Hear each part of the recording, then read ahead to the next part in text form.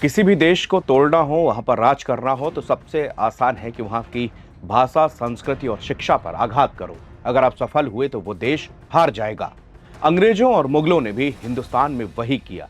हमें वही दिखाया, सुनाया और पढ़ाया गया जो वो चाहते थे। अब धीरे धीरे चीजों को सुधारा जा रहा है। एनसीईआरटी ने 8वीं कक्षा की सोशल साइंस की किताब जारी की है। न्यू बुक में स्वामी विवेकानंद, बिरसा मुंडा, काला पानी की सजा, कूका आंदोलन, पाइका आंदोलन के बारे में पढ़ाया जाएगा। एनसीईआरटी के डायरेक्टर ने बताया कि कुछ गलतियां भी इसमें सुधारी गई हैं, जैसे भारतीय स्वतंत्रता संग्राम के फ्रीडम फाइटर्स को अंग्रेज अतिवादी या आतंकवादी कहते थे और दुर्भाग्य से किताब में ऐसा ही चला आ रहा था। National council of educational research and training यानी कि एनसीईआरटी ने 8वीं क्लास की नई सोशल साइंस टेक्स्ट बुक में जुडिशरी में करप्शन पर भी एक सेक्शन शुरू किया है। यह पहली बार है जब 8वीं क्लास के बच्चे जुडिशरी में करप्शन क्या होता है इसके बारे में पढ़ेंगे। इसको लेकर बवाल भी शुरू हो गया है। कांग्रेस के सीनियर लीडर और सीनियर एडवोकेट कपिल सिब्बल ने भी इस पर सवाल उठाए हैं। कपिल सिब्बल का कहना है कि जुडिशरी में करप्शन की बात तो आपने किताब में लिख दी, मगर क्या राजनेता, मंत्री, पब्लिक सर्वेंट, जांच एजेंसियों को लेकर क्या है? यानी उनका मतलब ये था कि ये सभी सेक्टर्स भी करप्शन की जद में है, पर इनका नाम क्यों नहीं लिखा गया? सिब्बल ने एक नई बहस को जन्म दिया है। वहीं पर इस किताब में जो दुनिया भर में, देश भर में जितने भी कोर्ट हैं उसमें पेंडिंग केसेस हैं, उनके बारे में भी बाकायदे आंकड़े दिए गए हैं। नेशनल एजुकेशन पॉलिसी यानी कि एनईपी के तहत national council of educational research and training यानी कि एनसीईआरटी ने 23 फरवरी 2026 को क्लास 8 की सोशल साइंस की नई टेक्स्ट बुक जारी की। इस बुक में भारतीय स्वतंत्रता संग्राम के दौरान कई घटनाओं के बारे में डिटेल में जानकारी दी गई और लेटेस्ट वर्जन को जोड़ा गया है। जनरल नॉलेज, जीके की तैयारी कर रहे युवाओं के लिए भी किताब ने नए अध्याय खोले हैं। 1919 के जलियांवाला हत्याकांड पर किताब में कहा गया कि आज तक कई रिक्वेस्ट के बावजूद ब्रिटिश सरकार ने इस जुल्म के लिए कभी माफी नहीं मांगी। बस इसे ब्रिटिश इतिहास की एक बहुत शर्मनाक घटना बताया है। पुरानी किताब में माफी मांगने का जिक्र नहीं है। पुरानी किताब में यह नहीं था कि हालांकि यहां माफी मांगने की कई रिक्वेस्ट का मतलब पब्लिक या राजनीतिक मांगों से है। भारत सरकार ने कभी भी ऐसी कोई रिक्वेस्ट नहीं की। एनसीईआरटी की नई किताब में और भी कई चीजों को इसमें ऐड किया गया है जो पहले नहीं था।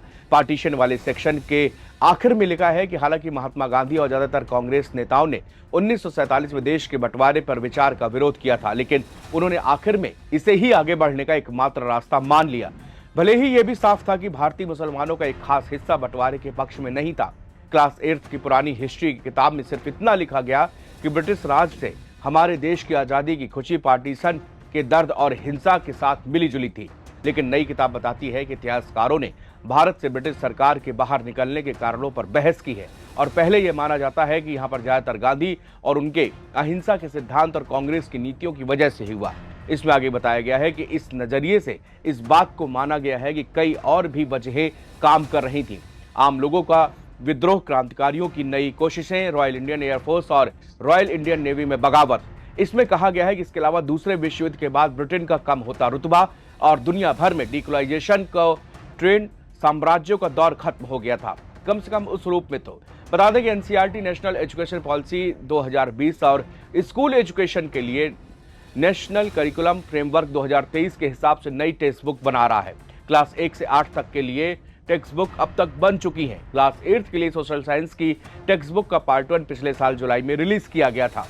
एनसीईआरटी क्लास 8 सोशल साइंस की नई किताब में क्या क्या है आपको पॉइंट वाइज में समझाता हूं।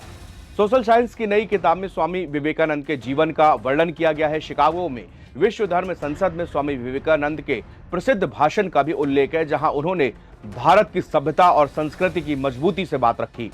पाठ में कूका आंदोलन, जिसे नामधारी आंदोलन भी कहा जाता है, उसका भी उल्लेख किया गया है। ये 1860 के दशक में पंजाब में शुरू हुआ एक सामाजिक, धार्मिक और राजनीतिक आंदोलन था, जिसका नेतृत्व बाबा राम सिंह ने किया था।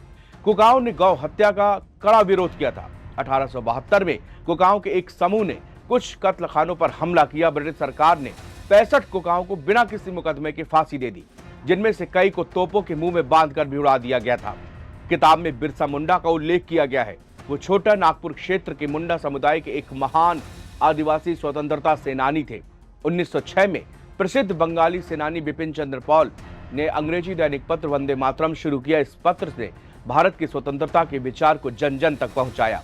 किताब में अंडमान द्वीप समूह पर स्थित सेलुलर जेल के बारे में भी बताया गया, जिसे काला पानी के नाम से जाना जाता था।